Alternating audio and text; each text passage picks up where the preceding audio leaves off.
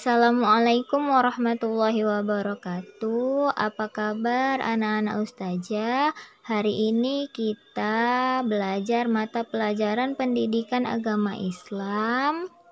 Sebelum memulai pembelajaran pada hari ini, marilah kita sama-sama melafazkan basmalah. Bismillahirrahmanirrahim. Hari ini kita akan belajar materi sholat sunnah rawatib. Sholat sunnah rawatib adalah sholat sunnah yang dilaksanakan secara terus-menerus mengiringi sholat fardu. Sholat sunnah rawatib yang dikerjakan sebelum sholat fardu disebut qobliyah, dan yang dikerjakan setelah sholat fardu disebut ba'diyah. Jenis sholat sunnah rawatib yang pertama itu rawatib muakkad atau ditekankan. Ditekankan karena Nabi Muhammad SAW hampir tidak pernah meninggalkannya. Yang termasuk sholat sunnah rawatib muakkad adalah 2 rakaat qobliyah subuh, 2 rakaat qobliyah zuhur, 2 rakaat ba'diyah zuhur, 2 rakaat ba'diyah maghrib, dan 2 rakaat ba'diyah isya. Kalian harus ingat kembali kalau qobliyah itu sebelum dan ba'diyah itu setelah. Dalil nakli tentang sholat sunnah rawatib muakkad terdapat dalam hadis riwayat Bukhari. Bismillahirrahmanirrahim. Hafiztu minan nabi sallallahu alaihi wasallam asyra raka'atin, raka'ataini qabla zuhri wa raka'ataini ba'daha wa raka'ataini ba'dal maghrib fi baiti wa raka'ataini ba'dal isya'i fi baiti wa raka'ataini qabla sholatis subuh. Yang artinya, aku menjaga ajaran yang diterima dari Nabi Muhammad SAW 10 rakaat, yaitu 2 rakaat sebelum zuhur, 2 rakaat sesudahnya, 2 rakaat setelah maghrib di rumahnya, 2 rakaat setelah isya di rumahnya, dan 2 rakaat sebelum sholat subuh. Setelah kita mengetahui jenis sholat sunnah rawatib yang pertama, maka jenis sholat sunnah rawatib yang kedua adalah sholat sunnah rawatib ghairu muakkad. Adalah sholat sunnah yang tidak ditekankan untuk dilaksanakan. Alasannya adalah karena Rasulullah sendiri terkadang melaksanakannya dan terkadang meninggalkannya. Adapun sholat sunnah rawatib ghairu muakkad yaitu 2 rakaat atau 4 rakaat qobliyah asar, 2 rakaat qobliyah maghrib, dan 2 rakaat qobliyah isya.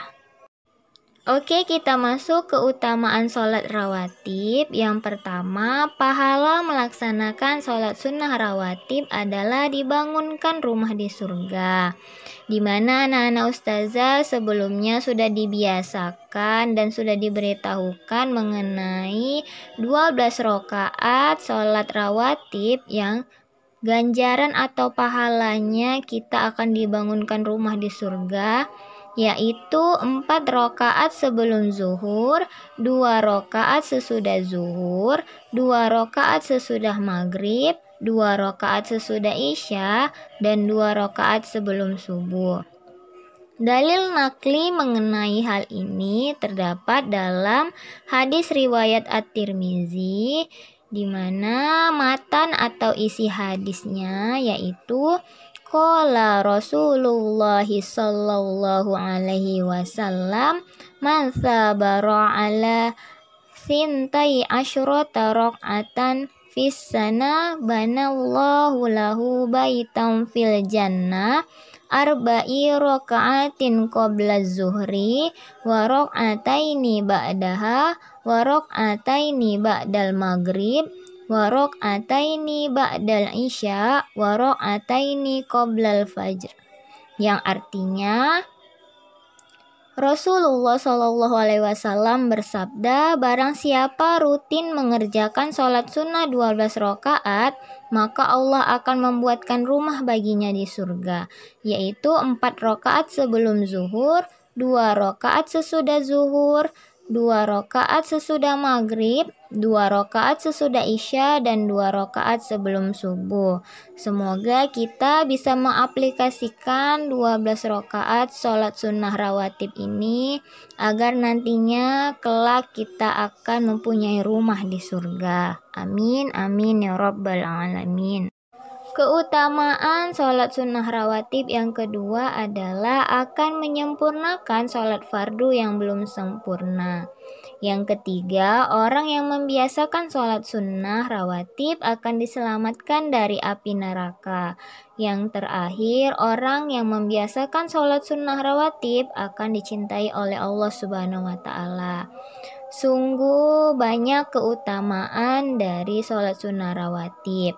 Kemudian kita sudah mengetahui bahwa sholat sunnah rawatib adalah sholat sunnah yang mengiringi sholat fardu, baik dia qobliyah maupun ba'diyah. Kemudian sholat sunnah rawatib ada 2, yaitu muakkad dan ghairu muakkad.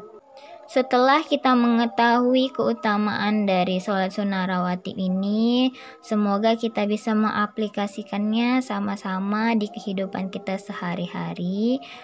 Amin, amin ya rabbal alamin. Setelah penjelasan materi, kalian ada tugas, yaitu yang pertama, tuliskan pengertian sholat sunnah rawatib.